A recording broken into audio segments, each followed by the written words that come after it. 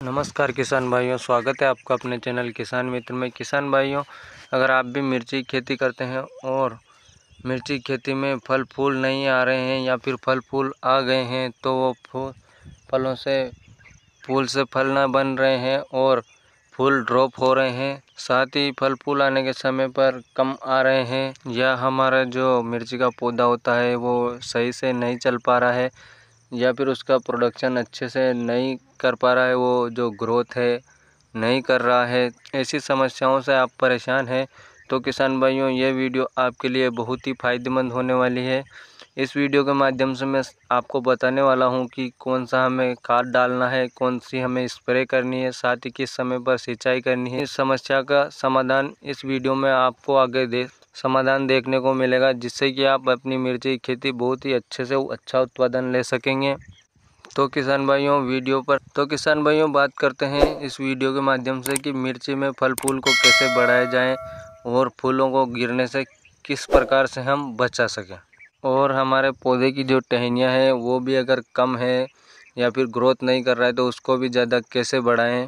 भाइयों बात कर लेते हैं कि मिर्ची की खेती में हमारे अगर जो फल फूल कम आते हैं तो इसके लिए हमें क्या करना चाहिए। किसान भाइयों, हमारे जो मिर्ची की खेती में फल फूल कम आते हैं तो उसके कई कारण हैं, जैसे कि मौसम का कारण है, पानी का कारण है, या फिर खाद की कमी है, खाद के कारण है, या फिर कीट बीमारी है।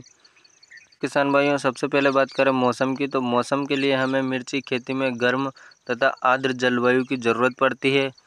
खेती में इसके लिए इसके अच्छे से ग्रोथ करने के लिए ज़्यादा ठंड और ज़्यादा गर्मी दोनों ही हानिकारक होता है। ठंड और गर्मी हमारे मौसम अनुकूल होने चाहिए। भाइयों ये तो हो गई मौसम की बात। अब अगली बात करें पानी की, तो पानी की किसान भाइयों हमारे जो को भी हमें समय से लेना चाहिए, क्योंकि किसान भाइयों पानी अगर ठीक से नहीं मिलेगा तो भी दिक्कत है, और कम दे दिया तो भी दिक्कत है, और ज़्यादा देने पर भी हमारे जो यही समस्या मिलती है। इसलिए हमें पानी का भी अच्छे से ध्यान रखना है। इसलिए किसान भाइयों हमें मिर्ची की खेती में मिट्टी के अनुसार, यदि अगर आपकी अच्छी मिट्टी है और अच्छी जो जल निकास वाली मिट्टी है, या फिर वर्षा ज़्यादा हो रही है कम हो रही है, तो हमें मौसम के अनुसार अपने हिसाब से सिंचाई करनी चाहिए। यदि अगर बरसात कम हो रही है तो हमें सिंचाई समय समय पर करनी है, या फिर ज़्यादा हो रही है तो कम करनी है। ये ज़रूरी बात है किसान भाइयों कि हमें मिर्ची की खेती में फूल व फल बनते समय सिंचाई करना बहुत ज़रूरी रहता है। तो इस बात को ध्यान में रखते हुए हमें सिंचाई का भी अच्छे से ध्यान रखना चाहिए। अगर आपके ढालू खेत है या फिर आपने बेड बना करके जो मिर्ची की खेती कर रहे हैं तो हमें समय समय पर सिंचाई करनी पड़ेगी।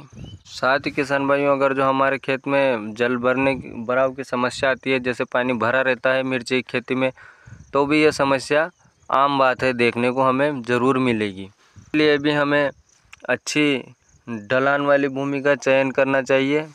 तो ये तो हो गई किसान भाइयों हमारे पानी यानी कि सिंचाई की संबंधित बात। और अब बात आती है खाद की। कभी कभी खाद की वजह से भी, जैसे कि खाद की कमी रह जाती है या फिर खाद कम मिल पाता है, देते ही नहीं हैं, तो इसके कारण भी कभी कभी फूल कम आते हैं, या फिर आते हैं तो वो झड़ जाते हैं, गिर जाते हैं। हमें खाद के भी ध्यान रखना ज़रूरी है। कई किसान करते हैं जैसे कि मिर्ची खेती में गोबर की खाद नहीं डालते हैं। तो किसान भाइयों मिर्ची खेती में गोबर की खाद हमें, जब हम खेत की तैयारी करते हैं तब हमें जहाँ मिर्ची की बुआई करनी होती है वह अच्छे से गोबर की सड़ी हुई खाद हमें ज़रूर डालनी चाहिए, इससे हमारे पौधे अच्छे चलें और हमें अच्छा उत्पादन मिल पाए। और गोबर की खाद की वजह से कमी के कारण ही हमें जो मिर्ची के उत्पादन लास्ट तक ही हार्वेस्टिंग कर लेते हैं तब तक भी हमें उत्पादन अच्छे से नहीं मिलता है, जैसे कम ही उत्पादन मिल पाता है। इसके अलावा हम जो NPK है और DAP यूरिया ये डालते हैं तो इनको हमें मिट्टी की जांच के अनुसार ही डालना चाहिए, जिससे कि हम ये चेक कर लें कि हमारी मिट्टी में कौन सी खाद की कमी है या फिर कौन से पोषक तत्व की कमी है, तो हम इनको भी डालें। और गोबर की खाद तो इम्पोर्टेंट है ही किसान भाइयों, इसे तो हमें डालना ही है। अगले पॉइंट की बात करें तो किसान भाइयों कीट व बीमारी रोगों के कारण भी जो हमारे मिर्ची में फल फूल कम आते हैं तो झड़ जाते हैं या फिर कम देखने को मिलते हैं। तो शुरुआती दिनों में जब कीट व रोग लगते हैं, इसके लिए हमें समय समय पर कीटों को से बचने के लिए स्प्रे करना है। वहीं रोगों व फंगिसाइड का भी हमें स्प्रे करना चाहिए। फंगिसाइड का भी समय समय पर हमें ध्यान रखते हुए स्प्रे करना है। और यदि अगर हम मिर्ची में शुरुआती दिनों में समय से स्प्रे नहीं करते हैं तो ये दिक्कत ज़्यादा हो जाता है। शुरुआती दिनों में हमें इस बात का हमेशा ध्यान रखना है।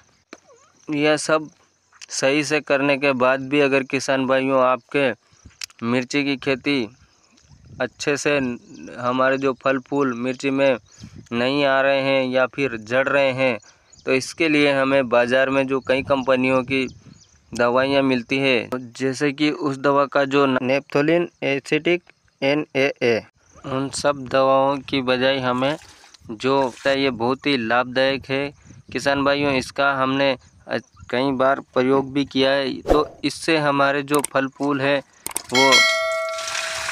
वो झड़ेंगे नहीं और अच्छे से फल उनसे सारे फल बन जाएंगे।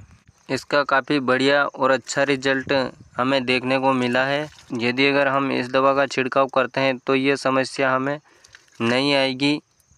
नेप्थोलिक एसिटिक एसिड बाज़ार में जैसे कि प्लानोफिक्स कंपनी का मिल जाता है, जिसको हमें 0.25 ml प्रति लीटर पानी के हिसाब से हमें घोल करके स्प्रे करना है। जैसे कि 4 लीटर पानी में 1 ml हमें इसका घोल करके स्प्रे करेंगे तो इसका हमें काफ़ी अच्छा रिजल्ट मिल जाएगा।